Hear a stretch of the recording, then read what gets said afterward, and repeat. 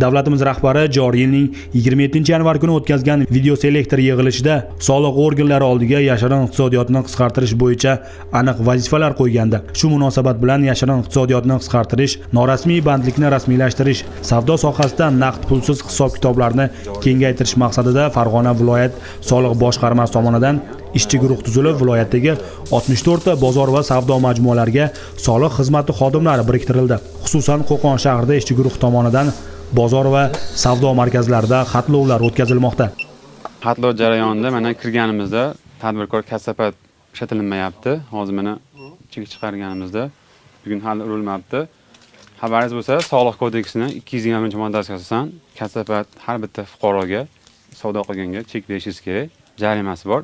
Agar u fuqaro siz chek bermasangiz, soliq hamkor orqali kirgizib, chek bermadi deb kirgizgan bo'lsa, 5 million jarima chiqadi. Bu zaryad tugab bo'ladi. Xatlov jarayonida noqonuniy tadbirkorlikni davlat ro'yxatidan o'tkazish, to'lov terminallari va onlayn nazorat kassa texnikasidan foydalanish, ishchilarni soliq hisobotlarida to'liq aks ettirish yuzasidan profilaktik tushuntirishlar olib borilmoqda.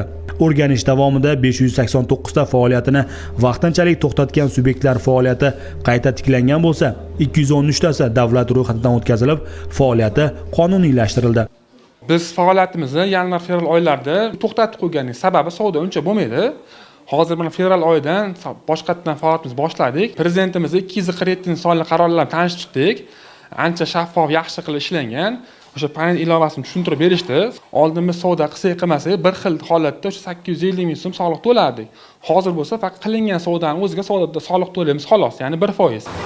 Fevralning 10-sanasiga qadar Qo'qon shahrida ishchi guruh tomonidan mahallalardagi 807 ta hamda bozor va savdo komplekslaridagi 910 ta xo'jalik yurituvchi subyektlar xatlovdan o'tkazildi. Bu jarayonda prezidentimizning yakka tartibdagi tadbirkorlar hamda o'zini o'zi band qilgan shaxslar uchun qulay shart-sharoit yaratish chora-tadbirlari to'g'risidagi qaror orqali taqdim etilayotgan imtiyozlar ham tadbirkor va sotuvchilarga tushuntirib borildi.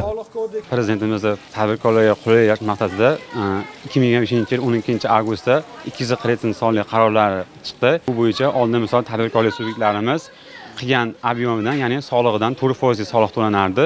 Joriy yil 1-yanvardan boshlab tadbirkorlar hamda o'zini band qilgan shaxslar uchun 1% lik aylanma soliq joriy etildi.